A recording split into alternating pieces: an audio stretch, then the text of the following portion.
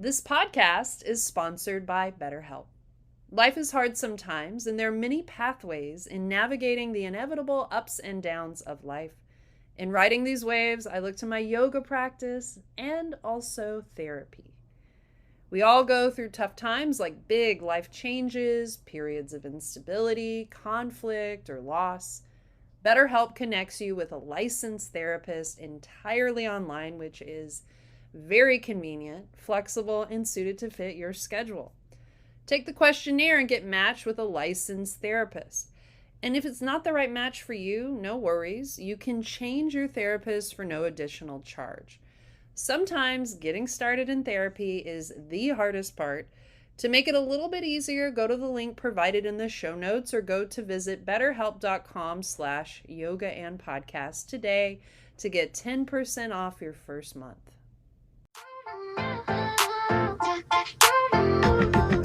Vibing out in the sun, we welcome everyone.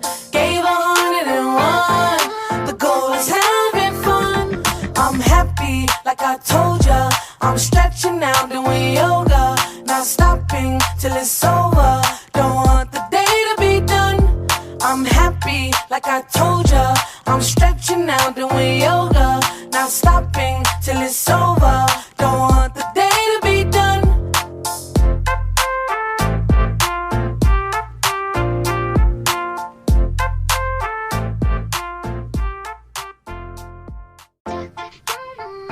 Welcome, friends, to Yoga and Podcast. This show highlights the science and brings the magic of yoga and mind-body practices down to earth for the everyday person to help you live your best life. I'm your host, Ashley Weber, a yoga and Pilates teacher and forever student who is oh so curious about all things yoga and. I'm super excited to share with you this upcoming conversation. Now, let's sit back, relax, and enjoy the episode, y'all.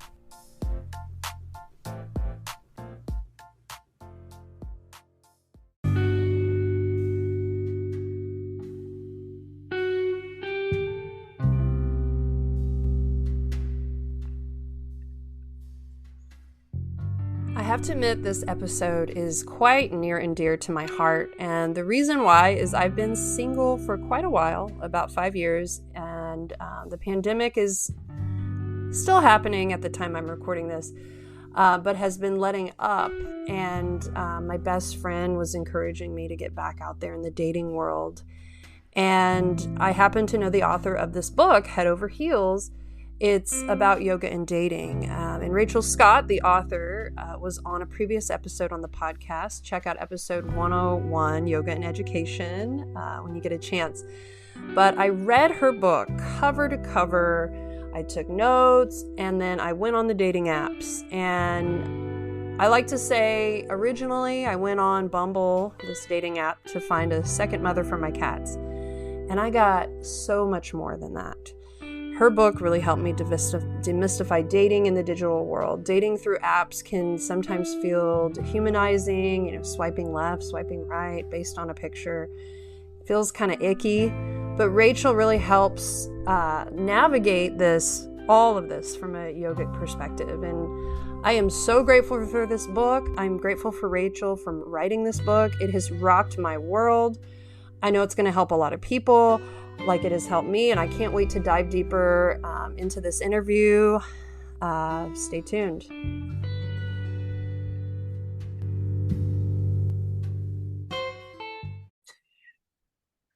Joining us on today's episode, she is a yoga teacher, trainer, author of the book Head Over Heels, A Yogi's Guide to Dating, as well as other books.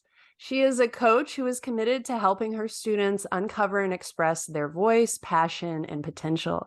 Please welcome back to the show, Rachel Scott. Rachel, how are you today? Good, Ashley. It's nice to see you. Yeah, no, good. Good. Things are good. Things are busy, as they often are for many of us yogi entrepreneurs who are hustling, but it's great. The hustle's good. I love that. Would you like to introduce yourself a bit more and share who you are in the world of yoga? Sure. So I started practicing, it's 25 5 years ago now. I've been practicing yoga. Wow. Isn't that crazy? That is wild. Yeah, I got old, girl. Yeah. But I've been practicing for 25 years and I just love learning and I love the world of education. So basically within about 4 years of earning my 500, whatever, back in becoming a teacher, I started wanting to be involved in teacher trainings. So that's kind of been my path with yoga, is education. So and writing, which we'll talk more about later, but yeah, so now I've helped build teacher training departments. I help people now build their own teacher training so that in addition to kind of supporting my own students, now I get to help support schools just really find their way and create really awesome education. So that, it's super fun. I get to be in the nerd world a lot and talk to, excited, committed people and help studios launch their own training. So yeah, that's kind of that's one of the pieces of my world that's pretty big. Yeah. Well, let's get into your book, because I read this book. I was talking to you earlier before we hit record. This book changed my life on a personal level. And what inspired you to write the book Head Over Heels? Yes. Okay. So I was just hit 40, I think, when I wrote this. And what happened is I just broken up with my boyfriend, who we'd been together for 7 years. And after my divorce, which was another story. So we'd been struggling because he really didn't want kids. I wanted kids. And we finally just kind of reached this impasse where it wasn't working. And so there I was going like, oh my gosh, I had the big dream of the partnership and the traditional marriage, like having kids with the person that you're with, kind of thing. And I thought, well, I'm not really making many inroads sitting on my couch, drinking my wine and eating popcorn and watching Downton Abbey, although that is fun. And I thought, well, come on, I got to if I really want to make a run at this, I got to do it. So I basically, in 1 week, I signed up for, I think 6 different dating services, tried them all.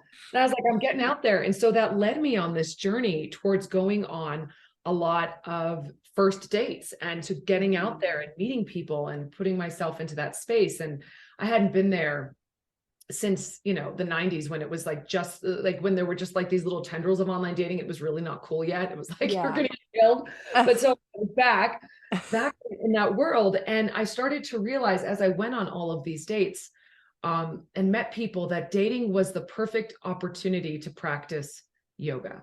It's like dating.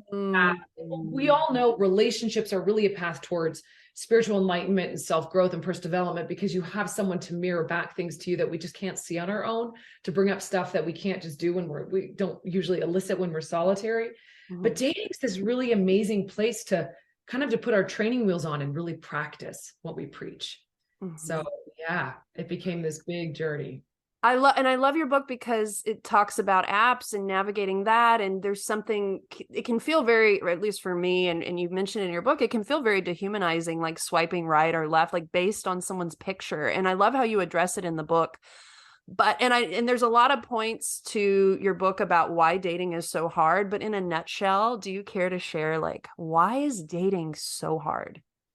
It's extreme. I mean, dating is, God, there's so many elements of it, especially with the online stuff these days. Yeah. Because as you say, it's so dehumanizing, and it's easy to become callous in that world where we become cavalier, and because it's this self-protective measure. You're looking at a bunch of people, you're trying to figure out what you want, and it's overwhelming to actually think about each of these people as an individual human.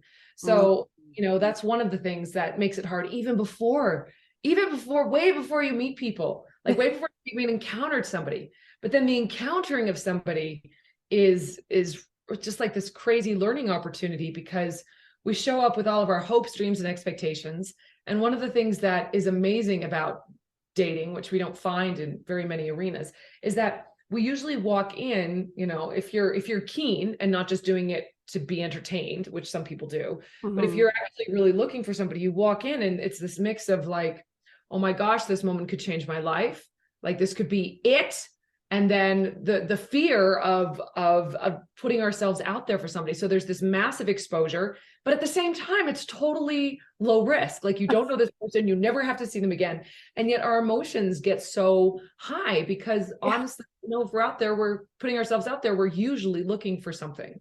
If we're doing it sincerely, that is, you know. Right. So what would be one thing specifically that we all might get wrong about dating? I think having to be someone that we're not. Oh, you know? Yeah. Our representative showing up to the first date. Yeah. That's a great way to put it. Yeah, it's like, I will bring my shiniest, best self forward, and I will not, and you will not see the real me. And then of course, eventually, even if you did manage to fool someone or yourself for a couple of dates, eventually our own wonderful quirkiness, which is what makes us so lovable, is going to come out. But we all tend to sometimes hide those things rather than bringing them to light. Or for me, it's honesty. Like, I would want to lie through my teeth to dates. Like, I, you know, because I have this kind of desire not to hurt anybody's feelings. I have this desire to like look good, to please people, to be who they want. So if they would be like, oh my gosh, yeah, I love this, I'd be like, oh yeah, that's really cool. And I'm like thinking, I really hate that. You know, like, so our lack of, it throws us off because we're in this situation. So finding our center is the practice to come back to that again and again. And we can get better at that through, but it is practice. We sometimes think it's just going to happen. Like, we're kind of told the story in life that relationships just happen, or inspiration just happens, or, you know, the magic just happens. But I think actually there's a little bit of work. That's true sometimes, but really it's us showing up as us, which can maybe expedite the magic a little bit, or give it some, you know, extra fairy juice. Yeah. Well, so what would be a simple way to incorporate yogic philosophy in dating? Well, I think the heart of the book, I mean, spoiler alert, I'll hear it again. I mean, but really it's, what happens is that we tend to look outside of ourselves. You know, it's human nature. It's very sweet and endearing that this is what we do. But we look out of ourselves a lot of time for the things that we actually want for ourselves. And so when we're dating, we want to approach it rather than from a place of lack. And I want to be clear, we're not going to eradicate that sense of lack. Like, you know, we look at it, we're like, someday I will be whole and perfect, and then I'll be ready to get out there. It's like, no, we're going to have all of that stuff going on inside of us. We're going to have that feeling of longing and love and things, but we need to own that and know that we're going to caretake that part of ourselves, not to expect someone else to do it. Because a lot of times we'll get into dating to fill something in ourselves that we need, whether it's like, I need to feel loved, I need to be protected. You know, I want to be more like that person. And it's hard for me to find those resources in myself. So the more work we can do to show up perfectly imperfect and whole will, one, allow us to actually give something to the other person, show up with something, you know, more in our gas tank, if you will, or more to give. And it will also help us make better decisions. Because how many relationships, gosh, especially looking for a baby daddy, how many, you know, relationships did I consider like, I don't know, this could work, when you're like, no, this is not a good idea. Yeah. But in lessening our dependence on someone else to be a certain way, we can support them better to be the best person they can be. And we remove the responsibility of them to make everything okay for us. We're like, I'm going to take care of that piece. That way we can be more than, rather than in this kind of cycle of just filling each other's deficiencies. So that would be the thing. Yeah. So sense of self, which you can find through the pathway of yoga and meditation. I mean, you know, we're biased, of course, but we are pathways to get that sense of self. And then the dating or the person you're with is just the cherry on top of an already fulfilled life, right? That's like the goal. That would be, yeah. I mean, and it depends what you want from a relationship. Obviously, the more clear we can be about our values and what we want, the more we can create an environment where that someone with those qualities has room to show up. Like, you know, for example, for me, being in a relationship, one of the things that I really wanted in a relationship after I kind of moved through the baby daddy phase, which is very specific. And everybody out there, there's lots of ways to have a baby that don't involve finding a baby daddy or, you know, or baby mommy. So there's lots of options now. But once we get through that, I really wanted to find a partner who could help me, where my relationship, part of my relationship could also be continue to be a spiritual work.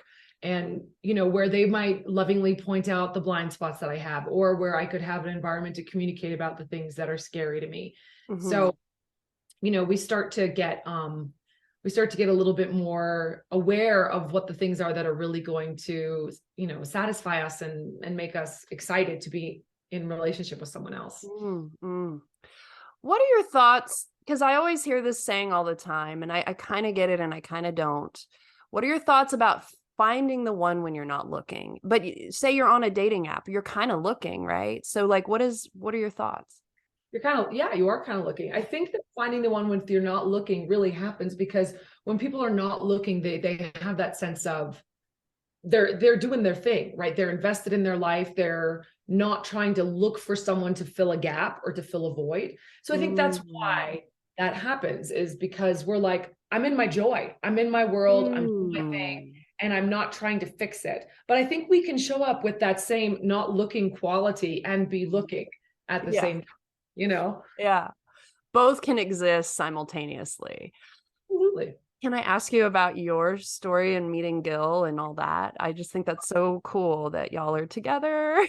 Oh, I know. He's the bomb. Well, he came later. So I went through the fire of the baby daddy experience. And what was interesting is that I came to this point, again, spoiler alert for everyone out there, but eventually I was involved in these relationships. It was also torturous. Like, this was such a crazy time in my life. And I think people will understand where the expectations of where you think you're supposed to be and your life are not the same. Yes. And it's so painful.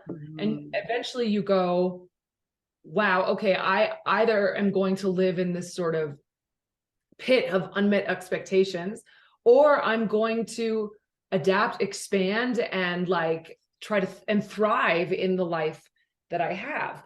And so, you know, after trying to kind of fit a relationship into, you know, my scenario, I kind of realized, you know what? And this is when at the end of the book, you'll see I'm kind of like, all right, where am I at? Right. I've done this thing. I had a relationship for like a year, which was incredibly illuminating, but also it didn't work. Couldn't shoehorn it into the thing that I wanted, even though he's a great guy.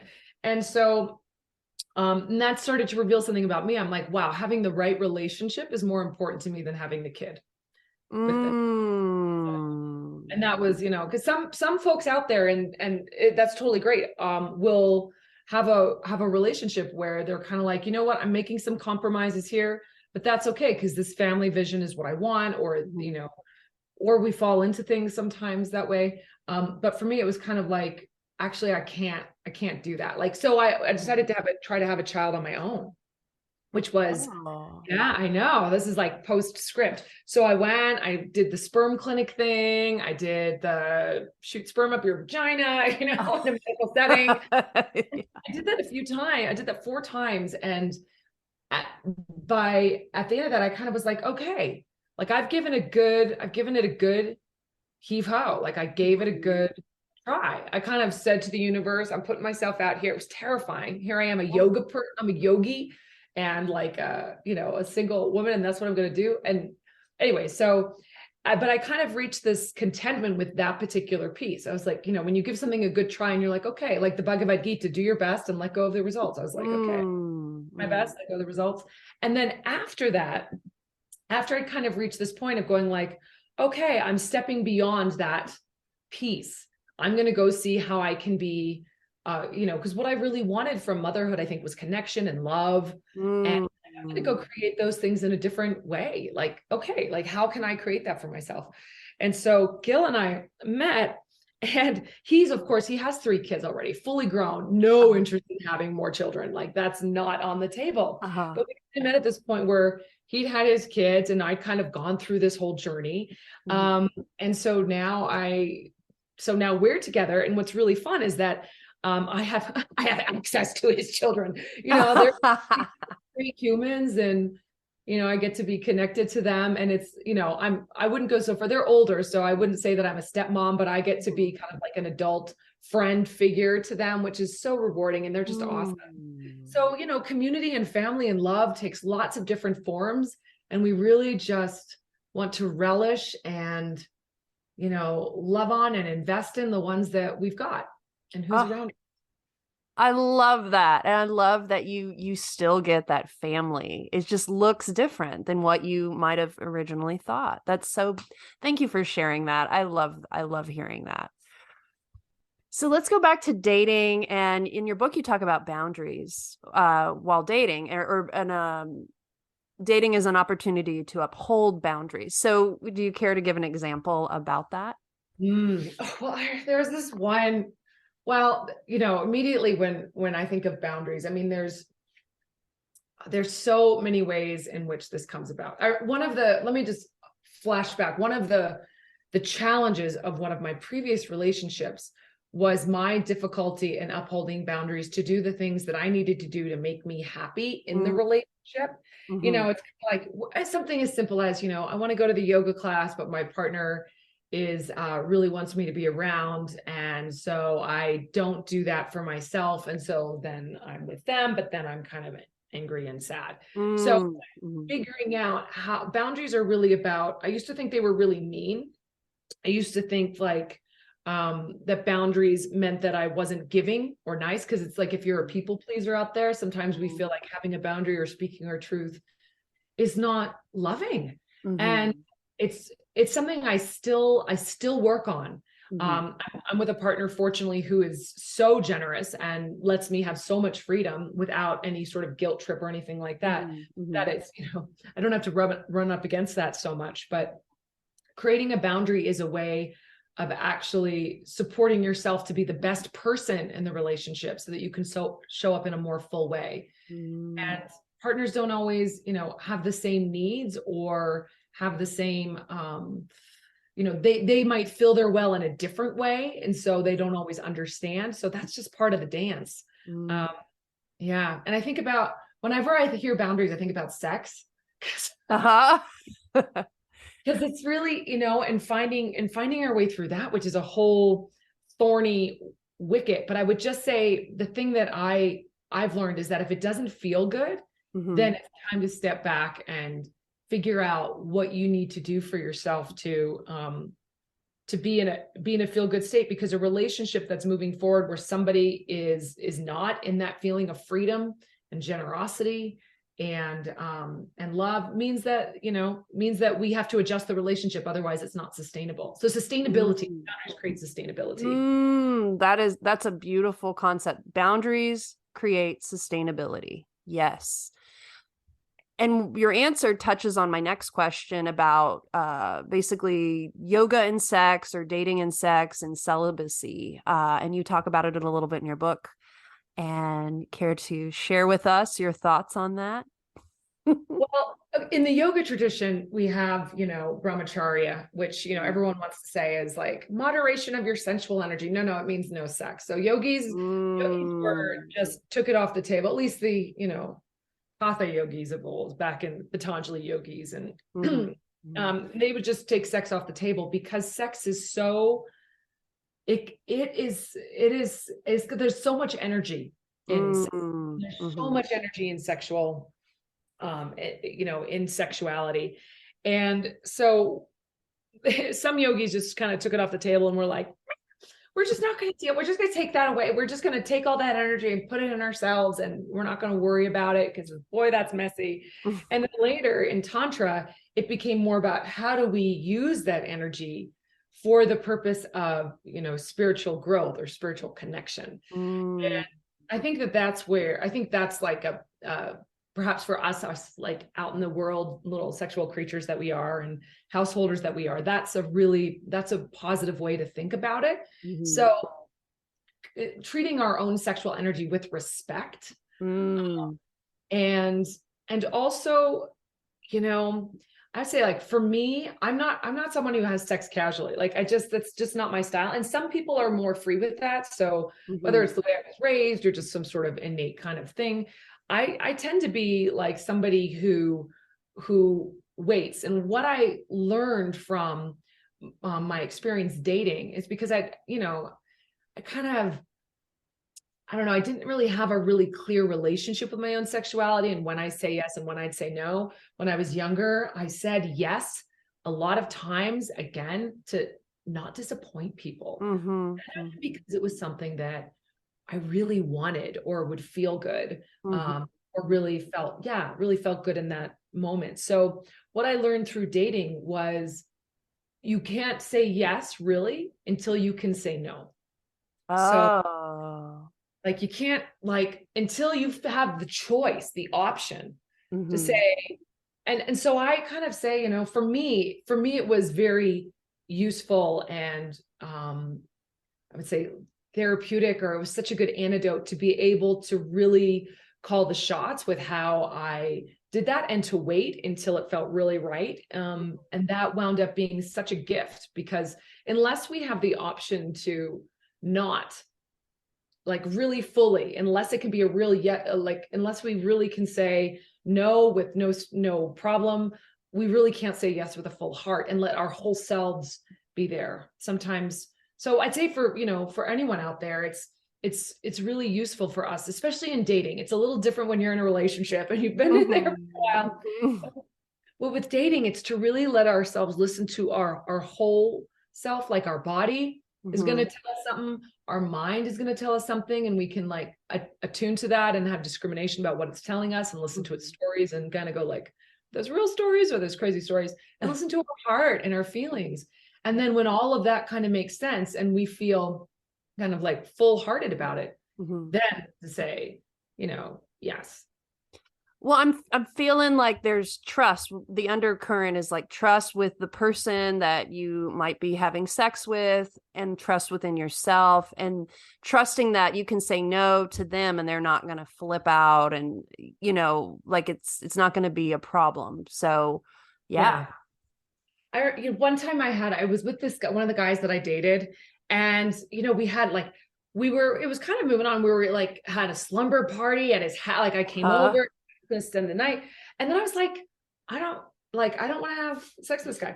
And I mean, it wasn't like it was kind of like yet. It doesn't feel right yet. Yeah. Anyways, fast forward, I found out later that he had kind of like this other girl he was dating on the side or had unresolved issues with, and I was like, Oh, I'm no. like, yeah, just so listen to yourselves. And this isn't to dissuade. Some folks out there are like super free in their sexuality, and it feels like Mhm. an easier part of themselves to share with someone else.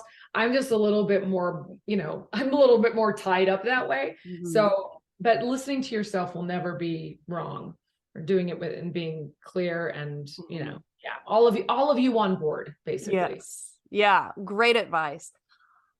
You talk about, I've never heard this before, but you talk about the difference between love and romance and how Oh, they can be the same, but they can also be different. And I just love what you have to say about it. well, romance is kind of like the opposite of intimacy. So, like Mm. romance is I love romance, don't we all? Like we all watch the Ryan Gosling movies or whoever, Scarlett Johansson, whoever is like, the Hollywood romance, which as we all know, ends as soon as they, get together, or the Disney, which I was raised on and loved, which is, and all of that is based on kind of this idealized partner who is going to, again, fix that missing piece, which we talked about earlier. They're going to fix something, they're going to fix a problem. And also, it relies a lot on filling in the unknowns with your own head, at least in Mm. Disney, maybe it's, different because it's fiction, but in real life, what we do is we meet somebody, and falling in love, I don't think is quite the same thing as love. We need more words for love. Because falling in love is oftentimes based on something. Yes, there's something there for sure, but it's also a massive projection. We're kind of Mm. like, we have all of these ideas about this person, and they kind of get this glow. And this is super fun, guys. Go for the ride. Like, go for the ride, go for the love ride. But the truth is that over time, that romance, which is based a lot on not having information, change into intimacy, which is about having information. And that's right, because that's when we go, oh my gosh, you have an anger issue, or oh my gosh, you can be withholding and petulant, or oh wow, did you just gaslight me, or like, what's this weird thing, so we have all, like, people show up and become more and more human and more complex, and that's really fun. So enjoy all parts of the journey.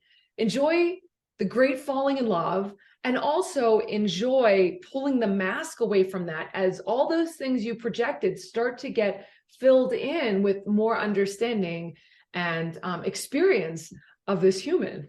And that's where, that's kind of where the love work begins.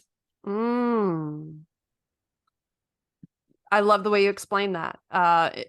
Less information versus more information about a person. That is a great way to put it.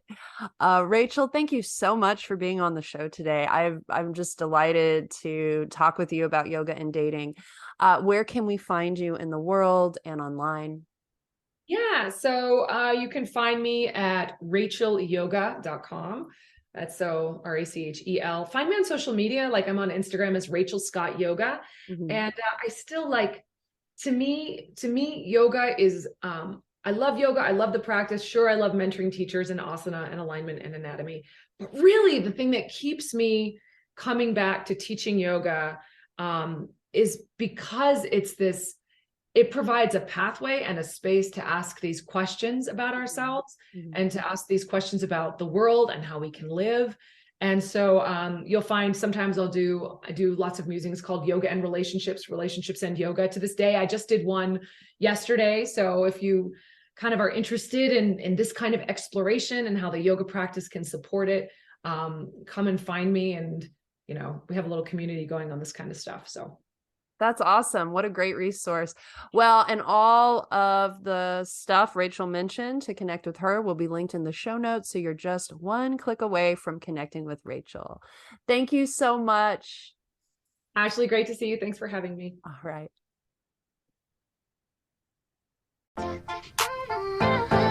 I hope you enjoyed today's episode. And if you received value from the show, please write us a 5-star review, or you can text this episode to just one friend who you know will love yoga and podcast. We thank you so much in advance for the huge favor. Word of mouth helps support the show in reaching a greater audience, and we could not grow without you. If you want to connect with us, our email is yogaandpodcast@gmail.com. The and is spelled out YOGAAND podcast@gmail. Please follow us on Instagram at Yoga and Podcast. We are now on TikTok. The handle is also Yoga and Podcast. When you follow us, we will follow you right back on both platforms. Music is by Mama Duke. Graphics, guest booking, and media by me, your host, Ashley Weber. I am so grateful for you. Thank you for listening.